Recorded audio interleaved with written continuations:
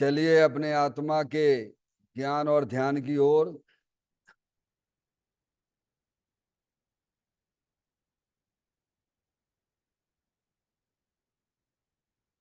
अपने चंचल मन को एवं चंचल उपयोग को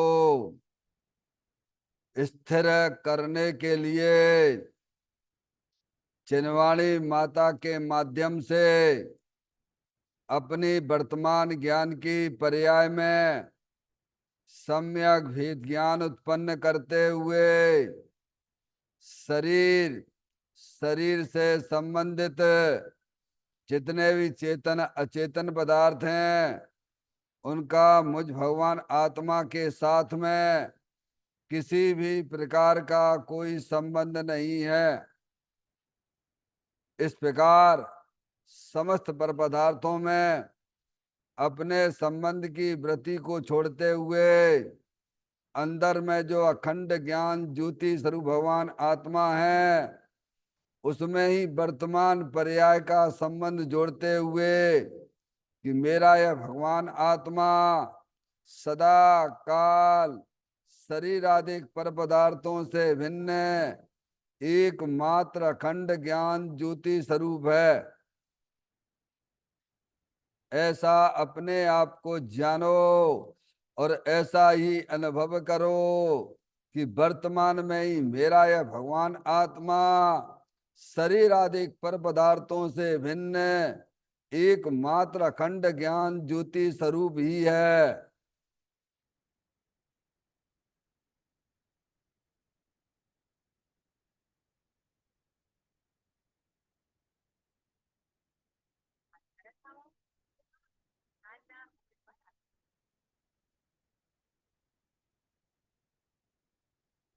इसी प्रकार से संसार अवस्था में आत्मा की पर्याय में जो विविध प्रकार की पुण्य पाप के परिणाम दिखाई देते हैं वे समस्त परिणाम परद्रव्यों की लक्ष्य से होने वाले भाव हैं। वे हमारे आत्मा का स्वभाव नहीं है। ऐसे समस्त रागादिक परिणामों में एकत्व बुद्धि, ममत्व बुद्धि, कर्तत्व बुद्धि, भोक्तत्व बुद्धि तथा उन रागादिक परिणामों की ज्ञाता बुद्धि को भी छोड़ते हुए अंदर में जो अखंड ज्ञान ज्योति स्वरूप भगवान आत्मा है जो कि एकमात्र पूर्ण निराकुलता स्वरूप वाला है, सुख शांति के भंडार स्वरूप है। ऐसे गायक प्रभु परमात्मा में शरीर रागादिक का भी लक्ष्य छोड़ के मैं तो तीनों काल एकमात्र पूर्ण निराकुलता स्वरूप भगवान आत्मा हूँ, ऐसा अपने आप को जानो और ऐसा ही अनुभव करो कि वर्तमान में ही मेरा यह भगवान आत्मा शरीर रागादिक से भिन्न एकमात्र पूर्ण वितराग आनंद मूर्ति स्वरूप है।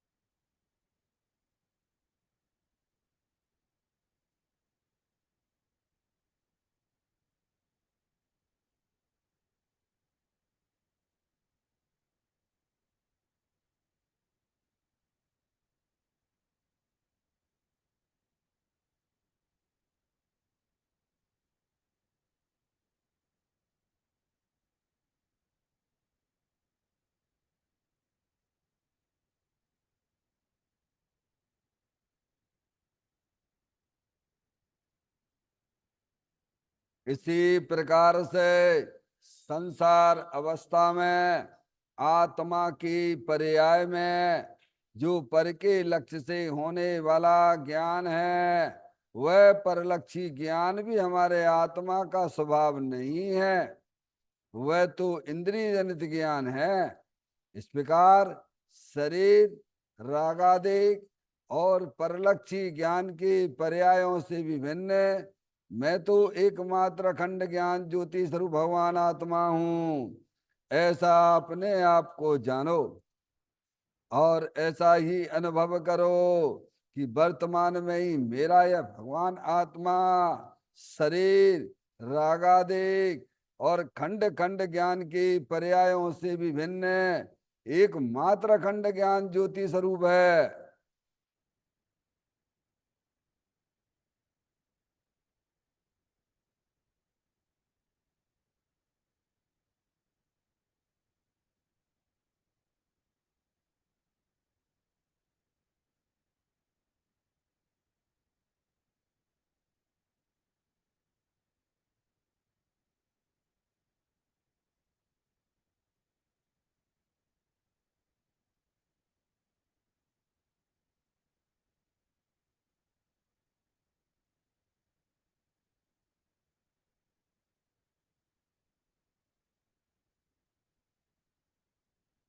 द्रव कर्म भाव कर्म नौ कर्म रहित शुद्धात्म स्वरूपो हम।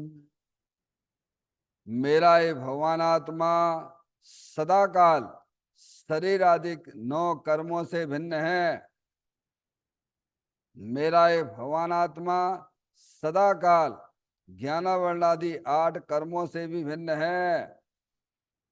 मेरा ये भगवान आत्मा सदा काल मूल राग देश भाव कर्मों से भी भिन्न है। इस प्रकार द्रव कर्म भाव कर्म नौ कर्म तीनों कर्मों से रहित मैं तो एकमात्र परम पवित्र शुद्धात्म स्वरूप हूं, ऐसा अपने आप को जानो और ऐसा ही अनुभव करो कि वर्तमान में ही मेरा यह भगवान आत्मा तीनों प्रकार के कर्मों से रहित एकमात्र परम पवित्र शुद्धात्म स्वरूप है।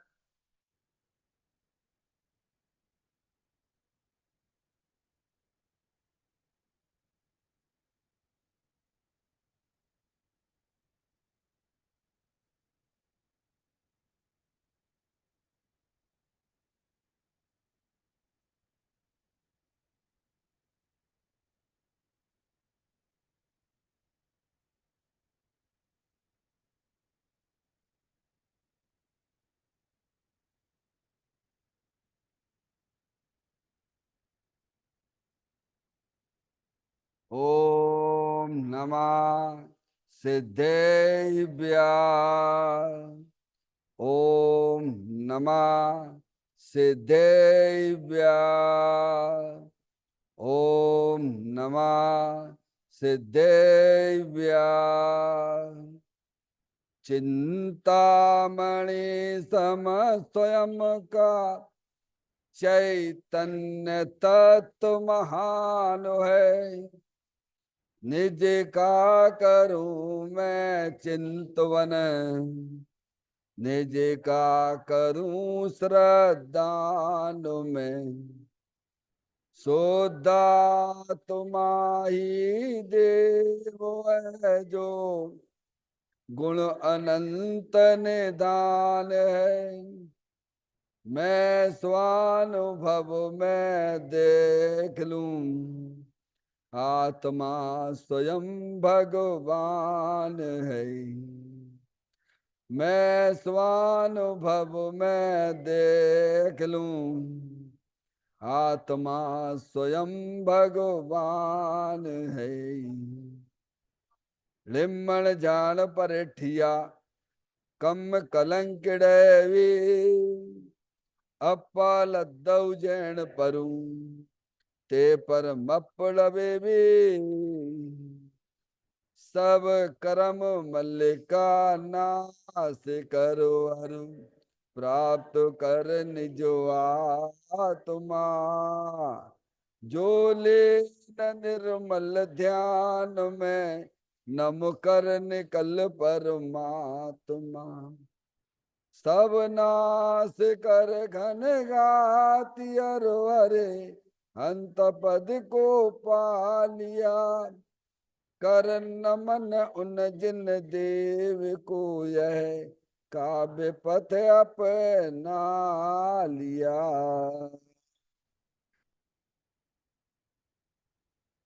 श्री योग सार जी नामक परम आध्यात्मिक ग्रंथ स्वाध्याय हेतु में विराजमान है।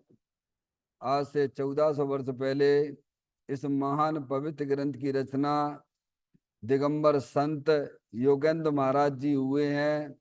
उन्होंने इस महान पवित्र ग्रंथ की रचना की और उन्होंने इस ग्रंथ का नाम योग सार जी रखा। योग सार जी का सीधा सा अर्थ है मुक्ति के मार्ग में। योग का मतलब जोड़ होता है, किसका किसके साथ में जोड़ करना।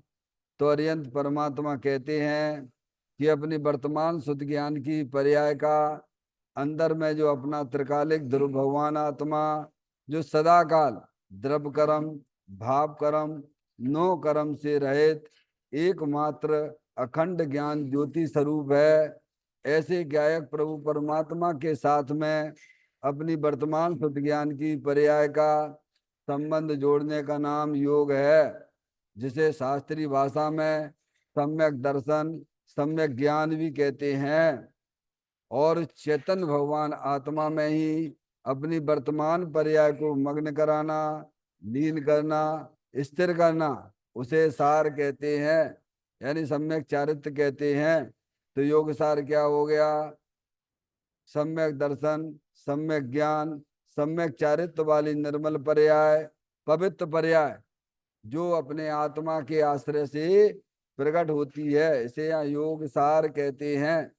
देखिएगा, योग सार ग्रंथ के माध्यम से हम और आप यहाँ पर 56वें नंबर की गाथा का स्वाध्याय चल रहा है, जिस गाथा का मूल विषय ये है कि आत्म अनुभवी ही संसार से मुक्त होता है। किसको मुक्ति मिलेगी? 4 गति 84 लाख योनियों से छुटकारा प्राप्त हो जाना। ये तो बहुत बड़ी उपलब्धि है ना भाई। अनादिकाल से हमारा आत्मा किस में फंसा हुआ है? कभी मनुष्य बनता है तो कभी तिर्यंच गति में जाता है, कभी नरक गति में जाता है, कभी देव गति में जाता है। ऐसा हमारे साथ घटना घट रही है कि नहीं घट रही है? वो सारे दुख से उठाना पड़ते हैं उसे। 4 गति 84 लाख योनियों में हमारा आत्मा अनादिकाल से फंसा हुआ पड़ा हुआ है। उसके लिए दिगंबर संत हमें यह बताना चाहते हैं कि तुम अपने आत्मा का अनुभव करोगे तो तुम्हारा जो है ना 4 गति 84 लाख योनियों से छुट्टी प्राप्त। समझ में आया भैया? और अगर आपने अपने आत्मा का अनुभव नहीं किया, अपने आप को आत्मा रूप स्वीकार नहीं किया, तो ये 4 गतियां हमारे तुम्हारे सामने खड़ी थी और खड़ी रहेंगी। इनसे अगर छुटकारा प्राप्त करना है तो भगवान ने एक ही बात कही है, एक अपने आत्मा का ध्यान करो, अपने आप को आत्मा रूप अनुभव करो। एक ही बात कही है भजन भगवान ने, बस दूसरी बात नहीं की है। समझ में आया भैया? शुभ भाव की बात भी नहीं की है। अशुभ भाव की बात तो क्या करना? अशुभ भाव में तो आत्मा फंसा पड़ा हुआ है ना। कोई अशुभ भाव को अपना कर्तव्य माने बैठे हुए हैं, कोई शुभ भाव को अपना कर्तव्य माने बैठे हैं। तो भगवान ना करते नहीं। जैसे अशुभ भाव करने लायक नहीं है, ऐसे शुभ भाव भी आत्मा का कर्तव्य नहीं है। पर अशुभ शुभ भाव ज्ञानी जीवों की पर्याय में भी होते हैं, पर वो उसे अपना कर्तव्य नहीं मानते हैं। अपना कर्तव्य तो एक ही है जो प्रभु ने बताया है कि अपने आत्मा का ज्ञान करो, अपने आत्मा का ध्यान करो। समझ में आया भैया? और आत्मा का ध्यान आत्मा की रुचि पूर्वक ही होता है। क्या होता है? आत्मा का ध्यान कब होगा? जब आपको अपने आत्मा की रुचि होगी। आत्मा की रुचि आपको कब होगी? जब आप आत्मा का ज्ञान करोगे। आत्मा का ज्ञान कहाँ से होता है? तो कहते हैं बीतरागी संत जो है ना, उन्होंने जो ग्रंथ लिखे है ना, अरिहंत परमात्मा की वाणी है ना, वहां से मिलेगा अपने आत्मा का ज्ञान। समझ में आया भैया? आत्मा का ज्ञान होगा तो आत्मा की रुचि जागृत होगी। आत्मा की रुचि जागृत होगी तो आत्मा का ध्यान चालू हो जाएगा। और ये सब चीजें हमें आपको यहाँ मिली हैं, क्यों? आत्मा के ध्यान के बिना यह आत्मा, समझ में 8 कर्म है ना, संयोग में है ना, समझ गए आप? उनका क्षय उनका नाश तो ऐसे होता है। कैसे होता है? आत्मा के ध्यान से होता है। कैसे होता है? आत्मा का ध्यान आत्मा के ज्ञान से होता है, आत्मा की रुचि से होता है। तुम्हें अपने आप की रुचि नहीं है, बाकी दुनिया भर की रुचि पड़ी हुई है इसके पर्याय में, समय में। और ये भूल अनादि काल से चली आ रही है, और इस भूल को मेटने के लिए ही हम और आप यहाँ जैन देव परमात्मा के यहाँ आए हैं। और ये काम अगर हमने और आपने ना किया, समय में आया, तो ये चार गति सामने खड़ी हुई हैं, और ये चार गतियां हमने खुद अज्ञानता से बनाई हैं, और आप ज्ञान करके इनको मेट सकते हो। समझ में आए भैया? इधर हमारा ध्यान क्यों नहीं जाता है? घर गृहस्थी के कार्य में फंसे हुए हो, बेमतलब कि कोई लेना नहीं देना नहीं भैया, है। वैसा तो हो ही रहे हैं। होता स्वयं जगत परिणाम, मैं जग का करता क्या काम, दूर हटो प्रकृत परिणाम, सहजानंद रहूं अविराम। सब ज्ञानियों ने एक ही बात कही है, हम इन बातों पर ध्यान ही नहीं देते हैं। समझ में आया भैया? तो यहाँ इस बात पे बहुत जोर दिया गया है इस गाथा के ऊपर, कि आत्मा के अनुभव से, आत्मा के ध्यान से ही वास्तव में यह जीव मुक्ति को प्राप्त होता है। और वो आत्म वस्तु आपके पास में ही है। आपके पास में कहना यह भी व्यवहार है, आप स्वयं आत्मा ही हो। क्या भगवान! बोलो कितनी गजब की बात है। ग्रंथों के अंदर हम पढ़ते नहीं, पढ़ के चले जाते, भाव ख्याल नहीं करते। होंगे आप पाठ करते हैं। ना जानते पहचानते निज आत्मा गहराई से, जिन भर कहें संसार सागर पार बे होते नहीं। जो अपनी आत्मा को गहराई से नहीं पहचानते हैं, भले ही कितना भी बार में उच्च से ऊंचा शुभ भाव करें, और अपना आपने एक बार नहीं अनंत बार कर चुके। ध्यान रखिएगा, कब से हो भैया इस दुनिया में, इस संसार में कब से हो? क्या नोवे गिरिवेक जैसा परिणाम हमारी आत्मा में नहीं हुआ तो कहे कि तुम कैसे हैं? अशुभ भाव की बात नहीं करना, शुभ भाव की बात करते हैं। जो हम लोग छिपके बैठे हुए हैं शुभ भाव से, क्या है? जब तक ये नहीं करेंगे तो हमारा कैसे कल्याण होगा? तुम अपना पूरा इतिहास उठा के देखो सबसे पहले। अरे लड़का फेल हो जाता है, पढ़ता रहता है, पढ़ता रहता है, पढ़ता रहता है। साहब ने मेहनत तो बहुत करी है, तो बेटा तुमने मेहनत करी है, सामने वाले भी किए, सामने वाला पास हो गया, तुम फेल क्यों हो गए? तो तुम्हें अपने आत्मनिरीक्षण करना चाहिए कि नहीं करना चाहिए? ऐसा तो नहीं है। ऐसे ही हमारा आत्मा अनंत बार नौवे गिरवे गया है, तो हम बैठ के तो शांति से इस बात को भी तो विचार करें। जिस स्वभाव के पीछे हम पीछे पड़े हुए हैं, स्वभाव को जब हे की बात आती है तो हमें तकलीफ होने लग जाती है। तो तुम विचार ही नहीं करते हो। शुभ भाव जो है वो परिलक्षी भाव है भगवान। वो परिलक्षी भाव में किसी को शांति मिल सकती है क्या? जैसे अशुभ भाव में शांति नहीं है, ऐसे शुभ भाव में भी शांति नहीं है। क्या? शांति स्वरूप भगवान आत्मा दे देवल में स्वआश्रय रूप से प्रमण करिए आप। स्वआश्रय का प्रमण जब ही हो सकता है जब आपको अपने आत्मा से प्रेम हो, आत्मा की अंदर में रुचि हो। आत्मा की रुचि होगी तो आप उनके साधनों को भी जाओगे, साधनों को भी ढूंढोगे कि सब ये आत्मा कहाँ कैसे हमको जानकारी मिले इसकी। समझ में आया भैया? तो उन जाओगे ढूंढोगे तो पता पड़ेगा, ये तो बीतरागी संतों ने ग्रंथों के अंदर लिखा है आत्मा का स्वरूप। क्या भैया? तब आप अपना उसमें उपयोग लगाओ, तो गहराई से उसको विचार करो। क्या करोगे? अरे कोई चीज तुम्हें लौकिक में प्राप्त करने के लिए क्या करते हो? ऊपर ऊपर ही छोड़ देते हो क्या?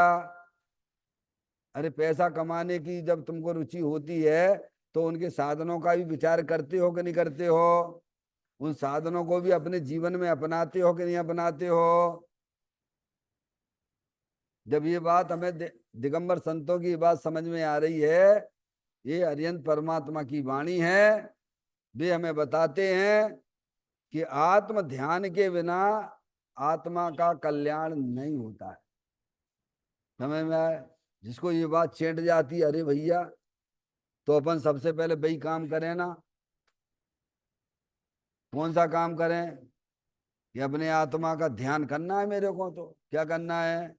क्यों? आत्मा के ध्यान के बिना तो हमारा कल्याण ही नहीं होगा। तो उनके साधनों की तरफ दौड़ेगा, वहां का उपयोग कहाँ दौड़ेगा? वो तो आत्मा के ध्यान से होती, तो आत्मा के ध्यान से होती है। तो आत्मा कहाँ है? वो तो कहते शरीर के अंदर है। समझ में आए? रागादिक परिणतियां, दुख रूप परिणतियां, पराश्रित भाव हैं, उनके भी पीछे अपना चेतन भगवान आत्मा है। असंख्यात प्रदेशी है, अरूपी है, अनंत शक्तियों से भरेलो है। क्या? ऐसा वो ज्ञान करेगा शास्त्रों के द्वारा। फिर वहां से वो अपना उपयोग को हटाएगा, वो बुद्धि पूर्वक सब उपाय करता है। क्या? अरे अंदर जाने हैं तो मंदिर में आने, तो क्या करोगे बोलो भैया? भगवान के दर्शन कैसे करोगे? अरे भगवान के दर्शन करना तो वहां की वो दीवारें छोड़ना पड़ेगी, नहीं छोड़ना पड़ेगी बाहर की? मंदिर में आने पड़े कि नहीं आना पड़े? हैं? मंदिर में भी आ गए तो भैया इधर उधर की बातें करने लग गए, तो भगवान के दर्शन होंगे क्या? ये सब चीज बुद्धि पूर्वक करने पड़ेगा ना करने पड़े। ऐसे ही भगवान यहाँ कहते हैं गहराई से। क्या? अरे जब तुम्हें अपने आत्मा का ध्यान करना है, अपने आत्मा का आनंद तुम्हें लूटना है, तो अपने उपयोग को सूक्ष्म करोगे कि नहीं करोगे? बोलो भैया।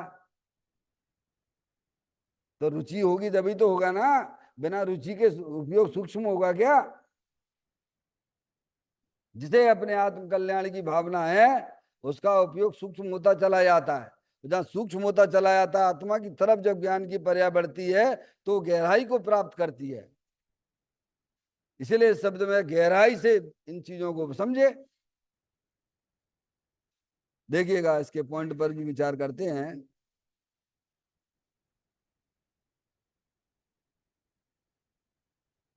मृग जल, जैसे मृग जल में जल नहीं, जल सरोवर में है, वैसे ही गुरु वचन में बोध ज्ञान नहीं, परंतु हृदय सरोवर में बोध भरा पड़ा है। यह तो तीन लोक के नाथ जिन्हें देव ऐसा कहते हैं कि जिसने आत्मा प्रत्यक्ष जाना नहीं, वह संसार से छूट सकता नहीं। समझ में आया? कुछ ज्ञान से ज्ञान आत्मा को वेदन करे, वह प्रत्यक्ष ज्ञान है। शास्त्र से, मन से, गुरु वचन से, विकल्प से आत्मा को जानना वह परोक्ष है, प्रत्यक्ष ज्ञान नहीं। प्रत्यक्ष ज्ञान की बात करी यहाँ पर। इसमें क्या बात आई है कि प्रत्यक्ष ज्ञान किसे कहते हैं? समझ गए आप? देखो, कहते हैं जैसे मृग जल में जल नहीं, जल तो सरोवर में है। कहाँ है जल? मृग में है क्या? और मृग जल के पीछे भागता, काय के पीछे भागता है? अगर जल मृग में होता तो वो इच्छा करके वह जल के लिए क्यों भागता? मृग है ना, मृग का दृष्टांत आता नहीं है? हिरण, हिरण है, उसमें जल है क्या? अगर उसमें जल होता तो जल के लिए क्यों भागता है? रेगिस्तान में जब सूरज की किरण उस रेत के ऊपर पड़ती है। हाँ, मैं वही तो कह रहे, वही तो बता रहे हैं ना। क्या? जैसे रेगिस्तान में सूरज की किरण जब रेत पे पड़ती है, उसे लग रही प्यास। मृग को, हिरण को प्यास लगती है। प्यास लगती, भयंकर प्यास लग रही रेगिस्तान में, पानी समझ लो आप मिलना कितना मुश्किल है। तो वो प्यास के लिए, बुझाने के लिए वो है, उसको दिखाई देता है, देखो वहां पर पानी है, वो पानी है, वो दिख रहा, पानी दिख रहा है। तो दौड़ता जाता है, दौड़ता जाता है, दौड़ता जाता है, दौड़ता जाता है। समझ, वहां जल नहीं मिलता है। समझ आई? समझ, जल तो जहां भरा है वहां जाएगा तो मिलेगा। ना तो मृग जल में है और ना रेत में जल है। क्या? अगर रेत में जल होता तो उसे मिल जाता। उसे ऐसा आभास हो रहा है कि जो है वो वहां पानी है। क्या है? समझ गए आप? इसीलिए वो प्यास बुझाने के लिए मृग जो है दौड़ लगाता रहता है, और दौड़ लगाते लगाते उसका आयु पूरी हो जाती है, और वो पर्याय समाप्त हो गई। समझ में आया भैया? ऐसे ही समस्त अज्ञानी जीव क्या है? सुखी होने के लिए पंच इंद्री के विषयों की तरफ भाग रहे हैं। किधर भाग रहे हैं? किधर भाग रहे हैं बोलो भैया? चाहे एक इंद्री जीव हो, चाहे दो इंद्री जीव हो, चाहे तीन इंद्री जीव हो, चाहे चार इंद्री जीव हो, चाहे असंगी जीव हो, चाहे संगी जीव हो, सब सुखी होने के लिए पंच इंद्री के विषयों की तरफ दौड़ लगा रहे हैं। क्या लगा रहे हैं? छलांग लगा रहे हैं। पंडित टोडरमल जी साहब की भाषा में कहें कि पंच इंद्री के विषयों में सुखी होने के लिए दौड़ लगा रहे हैं, छलांग लगा रहे हैं। लेकिन ऐसे ही मनुष्य पर्याय पूरी कर लेते हैं भैया। सब पर्याय ऐसे ही हमने आपने मेट दिए हैं। समय में अनादिकाल से ये घटना हमारे साथ घट रही है। हमें लगता है कि भैया स्पर्श इंद्री में सुख है, तो स्पर्श इंद्री के विषयों की तरफ देखते रहते हैं, उनको जीवन में अपनाते हैं। बढ़िया बढ़िया एसी लगा लो, बढ़िया बढ़िया जो है कूलर लग लो। क्या कर रहा है? कौन के लिए साधन इकट्ठे करे तुमने? आत्मा के लिए करे हैं कि शरीर की सुविधा के लिए करे हैं? अपने सुखी होने के लिए। कहा स्पर्श इंद्री के विषय भोगों को भोगेंगे तो हम सुखी हो जाएंगे। हो गए भैया? वंदना। तो काय के लिए दौड़ लगा रहे हो? ये तुम्हारी अज्ञानता है। उस अज्ञानता को स्वीकार करो। स्वीकार करोगे तो ज्ञान खुलेगा। हमें अभी तो एकांत जो है पंच इंद्री के विषयों में, रसना इंद्री के विषयों में बढ़िया बढ़िया बढ़िया बढ़िया सब प्लान बना के बैठे हैं कि आज क्या भोजन में बनना है। क्या भैया? ये बताओ, तुम भैया वहां तक पहुंच पाओगे कि खा पाओगे कि नहीं खा पाओगे? जो तो बता दो भगवान। प्लान तो तुमने सवेरे से पूरे बना के रखे हुए हैं। रात में सोने से पहले भी प्लान बना लिए कि सुबह उठेंगे और जो है बढ़िया डोसा बनाएंगे और खाएंगे। और मंदिर में भी वही चल रहा है। क्या कह रहे हैं भगवान? प्रभु कहते हैं तुम इतना तो बता दो, क्या तुम डोसा तक वहां खाने तक पहुंच पाओगे कि नहीं पहुंचो? जाके कोई गारंटी वारंटी लेके बैठी हो? हैं? कल्पनाएं करता रहता है, नाना प्रकार की कल्पनाएं। हर इंद्री के विषय में यही कल्पना चल रही हमारी तुम्हारी। ज्ञानी हमें समझाते हैं, कल्पना छोड़ो, भविष्य की कल्पना मत करो और भूत को याद मत करो। भूत भूलना ये है अच्छा, भावी का है क्रमबद्ध सृष्टा। वर्तमान में जीना सीखो, निजानंद रस पीना सीखो। अब जे भगवान आत्मा साक्षात बैठा हुआ हुआ, बाकी तो कोई। क्या भैया? कितना फ्री हो गया, हमें अपने भगवान आत्मा का लाभ मिलेगा सोच लीजिए। समझ? तो व्यर्थ की कल्पनाओं से निजात, छुट्टी प्राप्त करो। भगवान भगवान की बात पर श्रद्धा करो। श्रद्धा उस पर ला ना सका, परिवर्तन का अभिमान किया। हर पर्याय निश्चित है कि नहीं है बोलो भैया?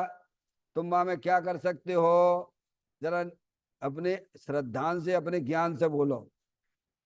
जो पर्याय होनी है तभी होगी कि नहीं होगी? तो जो होनी है तो फिर हम क्या करें? तुम ऐसा ज्ञान और श्रद्धान करो। तुम ऐसा ज्ञान श्रद्धान करोगे तो तुम्हारी पर्याय में निराकुलता उत्पन्न हो जाएगी। क्या हो जाएगी? अब ये तो करता नहीं है, अहंकार करता है। क्या करता है? नहीं मैं तो कर सकता हूं, तो कर ले जाके। तुम क्या तुम्हारे जो अच्छे अच्छे चले गए? हमें मैं भैया सब साफ हो गए, मैदान में से बाहर हो गए। भाई तो कहते हैं जैसे मृग जल में जल नहीं है, जल तो सरोवर में है। क्या है? ऐसे ही पंचेंद्री के विषयों में सुख तो नहीं, सुख तो अपने चेतन भगवान आत्मा में काय में है? बोलो भगवान ने, अरियंत परमात्मा ने क्या बताया है दुनिया में? सुख स्वरूपी वस्तु कौन सी है बोलो भैया? आपसे या मैं पूछूं, बताइए भैया, दुनिया में मीठी चीज कौन सी है? तो आपका जवाब क्या आएगा? क्या नाम दोगे आप? हैं? क्या? मिश्री कहोगे, शक्कर कहो बराबर। और एक तो किसी में नहीं है ना। मीठे मिलेगा तो उसमें शक्कर में मिलेगा। ऐसे ही भगवान कहते हैं दुनिया में ज्ञान वाली वस्तु, सुख वाली वस्तु कौन है? कहते एक ही है, जीव द्रव्य है, जानने देखने वाली चेतन आत्म वस्तु वहां मिलेगा। कहाँ मिलेगा सुख? जब तुम्हें इस प्रकार का ज्ञान होगा तो तुम्हारा उपयोग परद्रव्य से हटता हुआ चला जाएगा। क्या हो जाएगा? क्योंकि परद्रव्य में ही तो सुखी होने के लिए हम भगते थे ना।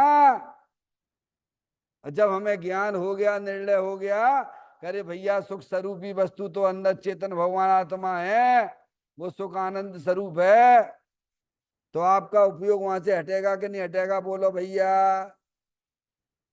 तो आप पर की तरफ देखोगे क्या? परद्रव को अपना जानोगे क्या? परद्रव को अपना मानोगे क्या? ज्ञानी कैसे अपनी आत्मा का ध्यान कर लेते हैं? उस बच्चे से पूछो ना, छोटा सा बच्चा मेले में माँ खो जाती है तो माँ को कैसे ढूंढ लेता है? यहाँ भीड़ भाड़ लगी हो, यहाँ पे बिल्कुल सब महिलाएं बैठी हो और बच्चा वहां आए, क्या अपनी माँ को ढूंढ लेगा कि नहीं ढूंढ लेगा? बोला भैया। है तो ज्ञानी अगर आत्मा का ध्यान करते हैं, उनकी पर्या अपनी आत्मा की तरफ ध्यान की तरफ जा रही, तो उसमें आश्चर्य की क्या बात है? क्या भैया? क्योंकि उसे अपनी माँ का जो है ना सब चेहरा याद है, उसका परिचय भी है, सब कुछ है, तो माँ को हर टिक से ढूंढ लेता है, ये माँ है हमारी। ऐसे ही ज्ञानी जो है जानते हैं कि अंदर चेतन भगवान आत्मा सदाकाल शरीर से भिन्न है, सदाकाल कर्मों से भिन्न है, सदाकाल रागादिक परिणतियों से भिन्न है। समय में वो तुरंत उसका वही उपयोग जाता, कहीं जाता है। जैसे अज्ञानी को सुख की कल्पना है ना, कल्पना चल रही ना हमारे ज्ञान में, कल्पना अपने आप ध्वस्त हो जाती है। ज्ञान से ज्ञान में ज्ञान ही हो, कल्पना का एकदम विलय हो, भ्रांति का नाश हो, शांति का वास हो, ब्रह्म प्यारे तेरी भक्ति में क्षण जाए सारे। क्या ऐसा होता भैया? देखो, कहते हैं जैसे मृग जल में जल नहीं, जल सरोवर में है, वैसे ही, अब देखना, वैसे ही गुरु वचन में, गुरु वचन, गुरु गुरु समझ गए? गुरु जिन्हें अपने आत्मा का अनुभव हुआ उनकी बात वे ही गुरु हैं। जिन्हें आत्मा का अनुभव नहीं हुआ वे गुरु गुरु नहीं है। बाहर से चाहे कितना भी भेष बड़ा धारण करे बैठे हो, समझ में आएगी भैया? गुरु वे ही है जिनकी पर्याय अपने चेतन भगवान आत्मा का अनुभव करती है, वे गुरु कहलाते हैं। तो गुरु वचन में, गुरुओं के जो वचन है बोध ज्ञान नहीं है, उसमें है क्या? वे तो जड़ है। क्या है? अरे क्या है? वचन क्या है भैया? है वे तो जड़ है, तो कहाँ है ज्ञान? तो आगे का, परंतु हृदय सरोवर में बोध भरा पड़ा हुआ। क्या है? कहाँ है? गुरुओं के ज्ञान में वो तो निरंतर अपने आत्मा का अनुभव करते रहते हैं, तो कहाँ है बोध? यानी ज्ञान कहाँ है? ज्ञान कहाँ है? अंदर उनके हृदय में, शुद्ध ज्ञान की पर्याय में। कहाँ है पर है? परंतु हृदय सरोवर, हृदय सरोवर ने ज्ञान की, शुद्ध ज्ञान की पर्याय में कौन बस रहा है? अंगूठी में सोना है कि नहीं है? बोलो भैया। तुम अंगूठी में सोना देख सकते हो कि नहीं देख सकते हो? हैं? इतनी सी छोटी सी कला है जे, जो अंगूठी में सोना देख सकता है। ऐसे ज्ञानी कहते ज्ञान की पर्याय में ही तो आत्मा वास करता है भगवान। कोई आत्मा कोई ज्ञान की पर्याय से कोई भिन्न थोड़ा हूं है? क्या अंगूठी से सोना भिन्न है क्या? कौन पसरा हुआ है उस अंगूठी में? ऐसे ज्ञान की पर्याय में कौन पसरा हुआ है? ये बात है। कहते हैं हृदय सरोवर में बोध भरा पड़ा हुआ है। क्या? ज्ञानी जानते हैं, समझ गया? तभी तो ज्ञानी हुआ है। उसका अंदर चेतन भगवान आत्मा से संबंध जुड़ गया है ना। और हमारा क्या संबंध जुड़ा नहीं, बट कट्टी लड़ाई करें बैठे चुपचाप शांति से अनादि से। क्या है? कौन सा लड़ाई करके बैठे? जो सुख का साधन था उसी से तुमने लड़ाई कर ली। जैसे कोई कहता नहीं भाई साहब, है ये सोने की मुर्गी है, क्या कहती हैं?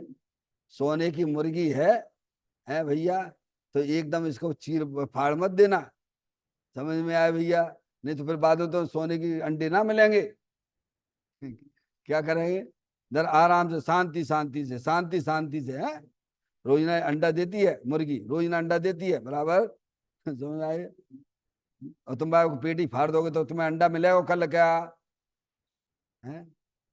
ऐसे ही अपना भगवान आत्मा ज्ञानानंद स्वरूप भी है, सुख शांति के भंडार स्वरूप है। अब बात है तो तुमने लड़ाई करके बैठे हो, दोस्ती तो किसी से तो करी होगी, ऐसा तो नहीं है वंदना? जब लड़ाई भई है तो दोस्ती भी तो किसी से होगी। जहाँ जहाँ द्वेष होता है वहां किसी से राग भी किया होगा, राग किया है तो द्वेष भी किया होगा। अब पर्याय ने यहाँ से कट्टी मार के बैठ गई, क्या अंटी मार के बैठ गई। तुम कुछ भी कहते हो, हम तो अच्छे अच्छे समूसरण फैल करके आए गए, तुम लगते कहाँ हमें? क्या क्या कहेगा? जो समझा रहे वो अच्छी तरह, वो बढ़िया तरीके से समझा रहे। अरे हमने तो तीर्थंकरों को भी फेल कर दिया, धन्यवाद। समझ में आया भैया? सीधी सीधी बात है धर्म करने की। अब जी जाए अच्छी नहीं लग रही, अब क्या करो जाए? हाँ तो कल्याण नहीं करना ना इसको। तो कहते गुरुओं के वचन में नहीं है, गुरु वचन में बोध यानी ज्ञान नहीं, भी तो जड़ है वचन, क्या है? परंतु हृदय सरोवर में कहाँ है? हृदय सरोवर यानी ज्ञान की पर्याय में है, कहाँ है? कहाँ है?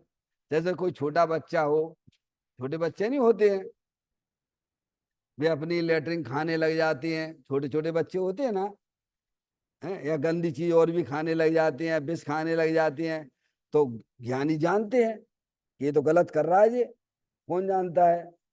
समझदार बड़े व्यक्ति जानते हैं ये गलत कर रहे, ये कहीं खाने की चीज है क्या? कौन जानता है? ज्ञान किसका है? इसका ज्ञान जो बड़ा है ना वो जानता है, तो गंदा गंदी चीज खा रहा है, इसको विवेक नहीं है, अकल नहीं है बिल्कुल भी, उससे बड़ा व्यक्ति जानता है। समझ? ऐसे ही ज्ञानियों की पर्याय में ज्ञान चल रहा है, जानते हैं कि भगवान ने तो ये कहा है कि तो अपने चेतन भगवान आत्मा को पहचानो, उसका आनंद लूटो। ये राग से भिन्न तेरा भगवान आत्मा है, शरीर भी आत्मा नहीं है, राग भी आत्मा नहीं है। पर अज्ञानी जी क्या कर रहा है? काय का सेवन कर रहा है? समझ में आया भैया? ज्ञानी जानते हैं, उन्हें मालूम है ये गलत काम कर रहा है, और बार बार समझाते भी हैं तो भी नहीं मानता, तो बताओ होना अच्छी नहीं है उसकी। तो कहते हैं हृदय सरोवर में बोध भरा पड़ा है। यहाँ तो तीन लोक के नाथ जनैन देव ऐसा कहते हैं। कौन कह रहे हैं? जिनके ज्ञान की पर्याय में अनंत दर्शन, अनंत ज्ञान, अनंत सुख, अनंत वीर जैसी परिपूर्ण निर्मल पर्याय प्रकट हो गई है, ऐसे भी अरिहंत परमात्मा है जिनके ज्ञान में एक भी ऐसा पदार्थ नहीं है जो वे नहीं जानते हो। वर्तमान में अपनी आपकी भूत की भी अनंत पर्याय को जानते हैं, और आगे आने वाली अनंत पर्याय है उनको भी केवली परमान वर्तमान में जानते हैं। ऐसे भगवान की ये वाणी है जे। समझ में आए भैया? हमें तो उनकी महिमा आती है ना कि भाई साहब बता दे भविष्य में क्या होने वाला हमारा। कोई पंडित बैठा हो फुटपाथ पे क्या कहा? वो एक कहावत नहीं आती, डॉक्टर हुकमचंद भारल जी नहीं बोलते दृष्टांत है? पंडित जो है कंचनिया को 500, मनी राम को 30, क्या करें जगदीश? क्या कह रहे हैं? पंडित को कंचनिया को 500, मनी राम को 30। समझ गए आप? वो नाचने वाले पे तो खूब पैसा लुटाते फिरते हो, वो जो विद्वान है पंडित बाप, तुम 30 रुपए खर्च करने में अच्छा लगे? बोलो, ये हमारी दुर्दशा हो गई है। हमें विधर्मियों की महिमा आती है, साधर्मी की महिमा कहाँ आती है? क्या कह रहे हैं भैया? बोलो कहाँ आती है, बताइए आप। आपके यहाँ आ जाए, अभी देखो आपके रिश्तेदार आ जाए, वो आ जाए, तो बढ़िया बढ़िया बढ़िया बढ़िया भोजन बनाओगे आप, बढ़िया बढ़िया। और साधर्मी है तो क्या करने, एक तरफ दूसरी तरफ को करता धरता है क्या? तो तुम्हें ज्ञान ना मिले तुम्हें? समझ आया? तो ज्ञान तो ज्ञानियों के हृदय में रहता है। समझ में आया भैया? तुम उपेक्षा करते हो, ज्ञानियों से उपेक्षा करते हो, तो तुम्हें ज्ञान कैसे मिल जाएगा? शास्त्र में कोई ज्ञान है क्या? अरे शास्त्र में ज्ञान है क्या? ज्ञान तो ज्ञानियों के हृदय में, उनकी पर्याय में विराजमान है। वे जाएंगे, तुम्हारी गलती भी उन्हें समझ में आएगी, तुम्हें टोकेंगे भी, क्या हो जाएगा? एक बार की बात है, पर्यूषण पर्व में मैं वहां गया था, दिल्ली के पास में। कहाँ गए थे? नहीं नहीं, उधर आगे, दिल्ली से आगे खतौली गए थे। खतौली समझ में आया भैया? हम्म। है, भोजन होता था दादा। तो मैंने कहा भैया ये भोजन तो मेरे को ना चले तुम्हारे यहाँ का। मैंने, क्यों पंडित जी, हमारे यहाँ तो बड़े बड़े ब्रह्मचारी आ गए, फेमस वाले ब्रह्मचारी आ गए, बेबी करके गए, आप कैसे मना कर रहे हो? हमने, उनको चलता होगा, मेरे को नहीं चलता। मैंने, क्यों? क्योंकि ये जो है, यहाँ अंधकार है तुम्हारी किचन में, हमको नहीं चलता है, बात खत्म हो गई। वे कर गए होंगे, हमें उनसे क्या लेना देना है? समझ में आए? तो ज्ञानी जब आपके यहाँ जाएंगे तो आपकी कमी को ज्ञान कराएंगे। समझ में आए भैया? नहीं तो हमारी तो कहानी चल ही रही है ना, तो चलती जाए। कितने पाप का संचय करते रहते हो? ज्ञानियों के समागम में रहोगे तो वे तुम्हारी गलतियों को, भले कितने भी शास्त्र पढ़ लो, ज्ञानी का थोड़े समय का भी समागम बहुत सारे पापों को नाश कर देता है। समझ में आती है बात? इसलिए ज्ञान तो ज्ञानियों के हृदय में है, उनकी शुद्ध ज्ञान की पर्याय में है।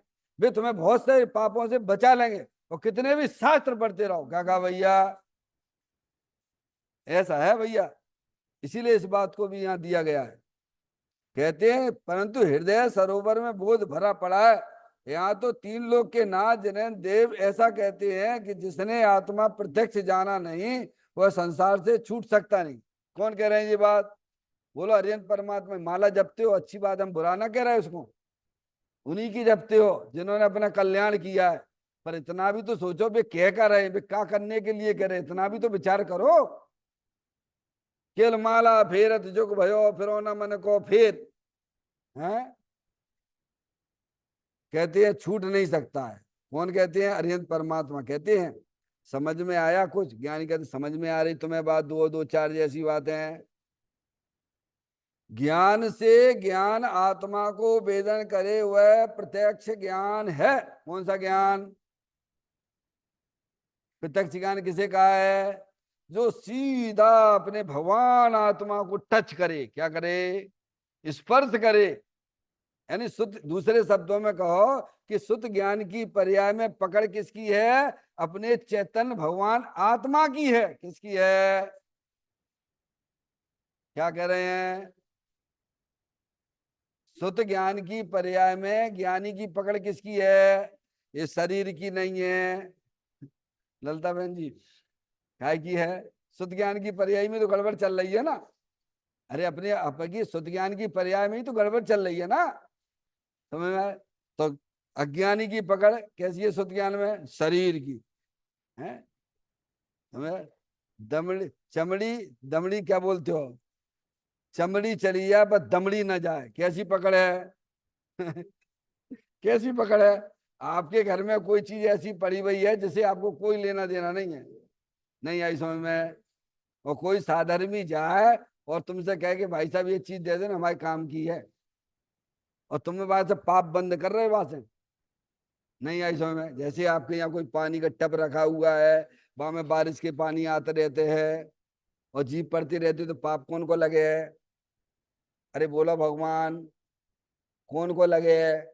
और तुम्हें पता ही नहीं है कि ये सब्जी हो रहा हो काम, तो पाप कौन को लगे पारसमणि? है? और कोई साधर्मी आए, भैया हमारे यहाँ कंस्ट्रक्शन चल रहा हुआ है, तुम ये टब हमें दे दो ना कछु समय के लिए। ना ना ना ना, चमड़ी जाए पर दमड़ी ना जाए, क्योंकि उसकी शुद्ध ज्ञान की पकड़ में शरीर और शरीर से भिन्न जितने भी चेतन अचेतन पदार्थ की पकड़ पड़ी हुई है। समझ में आया भैया? वहां ढीली कहाँ है? समझे? और थोड़ी कसाई की मंदता होती, चलो भैया कोई बात नहीं, हमारे लिए तो बेकार है, ये पाप का बंद हो रहा हुआ है, तुम ही ले जाओ पंडित जी साहब। क्या कहे? समझ में आए भैया? तो ज्ञानी की पर्याय, शुद्ध ज्ञान की पर्याय में पकड़ अपने अंदर जो चेतन भगवान आत्मा रूपी है, अनंत शक्तियों से भरेलो है, वहां उसकी पकड़ है। कहाँ है पकड़? शरीर की पकड़ नहीं, कर्मों की पकड़ नहीं, कर्मों के उदयों की पकड़ नहीं, रागादिक परिणतियां हैं उनकी भी पकड़ नहीं। तो कहते हैं ज्ञान से ज्ञान आत्मा का वेदन करे तब करता है। अब ज्ञान कहाँ जाएगा? शुद्ध ज्ञान का सीधा कहाँ जाएगा? शरीर को, शरीर के भिन्न जितने भी चेतन अचेतन पदार्थ उनसे सबसे संबंध तोड़ता हुआ, समझ में आया, अंदर रागादिक परिणतियों से भी संबंध तोड़ता हुआ अंदर वो ज्ञान से ज्ञान आत्मा का वेदन करे, उसे कहते हैं स्व संवेदन। क्या है वो? है काम का ज्ञान। ये ज्ञान क्या? शास्त्र ज्ञान। शास्त्र से, मन से, गुरु वचन से, विकल्प से आत्मा को जानना हुआ परोक्ष है। वो कौन सा ज्ञान है? ज्ञान दो प्रकार के कहे, एक प्रत्यक्ष ज्ञान और एक परोक्ष ज्ञान। हम जो आप ज्ञान करें बैठे हैं, जिससे अपने आप को पंडित विद्वान समझे बैठे हुए हैं, वो सब परोक्ष ज्ञान में जाएगा। और जो ज्ञान शुद्ध ज्ञान का परिणमन अपने सब परद्रव प्रभाव पर्याय से विमुक्त होता हुआ अंदर अविनाशी आत्मा से संबंध जोड़ लेता है, उसे भगवान प्रत्यक्ष ज्ञान कहते हैं।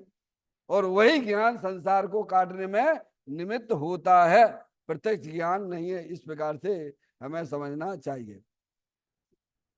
तन्निकाय सुमरण प्रति क्षण करो रे, भवि के अनंत दुखी को पल में हरो रे। अक्षय अनंत निज सुख निदान पाओ, गाओ अरे नित इसी के गीत गाओ, गाओ अरे नित इसी के गीत गाओ। 9 बार नमोकार मंत्र का स्मरण।